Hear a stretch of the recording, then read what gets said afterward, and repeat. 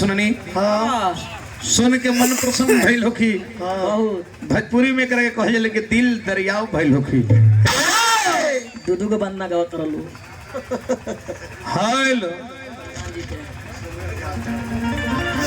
कैसे कहे के भाव आ गइल बा। आज जन उपलक्ष्य में हमने के बानी जा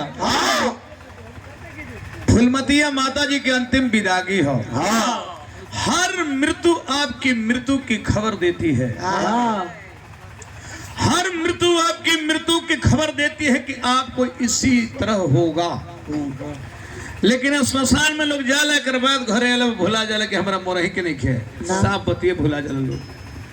किसी ने खूब लिखा है क्या बख्श देता है खुदा उनको जिनकी किस्मत खराब होती है। वो हरगिज नहीं बख्शे जाते जिनकी नीयत खराब होती है। न मेरा एक होगा न तेरा लाख होगा न तारीफ तेरी होगी न मजाक मेरा होगा। शाहे शरीर पर गरूर मत कर तेरा भी राख होगा मेरा भी राख होगा। जिंदगी भर ब्रांडेड करने वाले याद रख कफन का कोई ब्रांड नहीं होता। कोई रोक कर दिल बहलाता है कोई हंसकर दर्द छुपाता है। क्या करमात है कुदरत का जिंदा इंसान पानी में डूब जाता है और मुर्दे तैर कर दिखाता है। मौत को देखा तो नहीं शायद बड़ी खूबसूरत होगी। कम वक्त जो भी उससे मिलता है तो जीना छोड़ देता है। इसीलिए कहता हूँ यारो न जाने जिंदगी की आखिरी रात कब होगी आखिरी बात कब होगी। हंसते जुलते मिलते बातें करते रहो यारो न जाने एक दूसरे की आखिरी मुलाकात कब होगी। आत्मा अगर है फुलमतिया माता जी के आत्मा नहीं खे मरल ना। आज केनहू से देखत हो कि का हमार बबुन लोग करत है।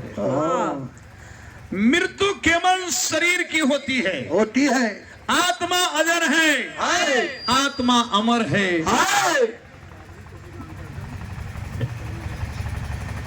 स्वर्गीय करमू यादव जी माने दोनों धर्म पत्नी या धर्म पिताजी इनकर दोनों चल गए। हमारा भाई के माता पिता दोनों इस दुनिया से अलविदा हो गए। जिंदगी में हर चीज मिलते हैं लेकिन माता पिता नहीं मिलते। आज अफसोस हुई हमारा भैया के कि हमारे माता पिता इस दुनिया में ना रहले। भगवानों के बाबू मैया ना रही हैं ना। ये लोक के नाम मृत लोक है। क्यों लोग मर जाते हैं यहाँ कब से लोग मरने लगे यहाँ कब से इन लोग का मृत लोक नाम कैसे पड़ गया कब से। सबसे पहले लोक में किसने मरा किसने ध्यान दे। लेकिन आत्मा में 2 मिनट के भाव कुछ कहब हम।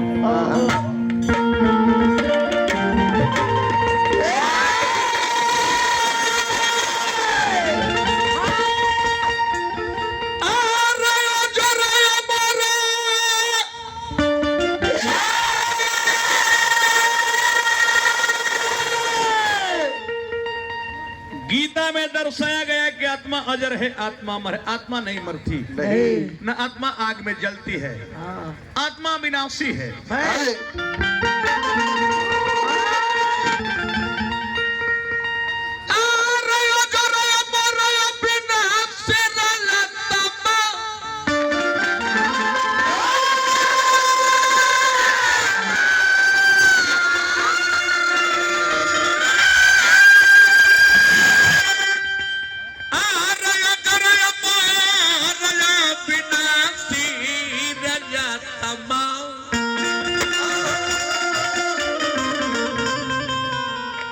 मुट्ठी बधा लो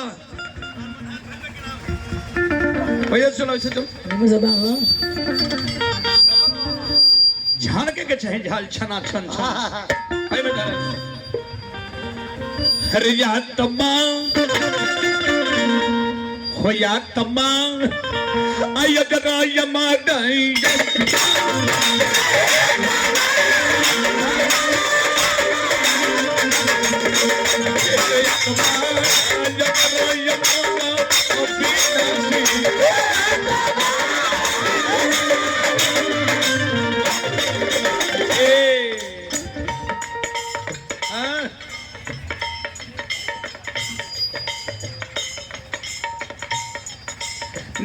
कुमार पेट्रोल पंप के मैनेजर साहब गागापुर की ओर से बहुत बहुत रुपए के पुरस्कार, हार्दिक हार्दिक प्रणाम बा। बना के दो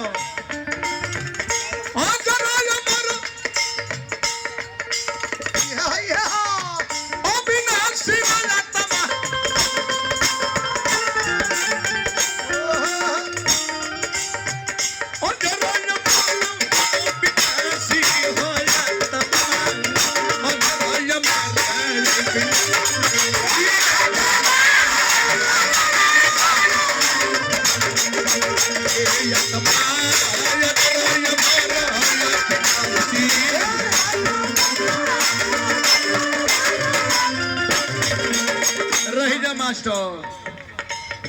माननीय विधायक भीम कुमार के कृपा प्राप्त यादव के तरफ से माने हमारा भीम कुमार विधायक जी के बहुत शुभ चिंता का बहुत सुघर का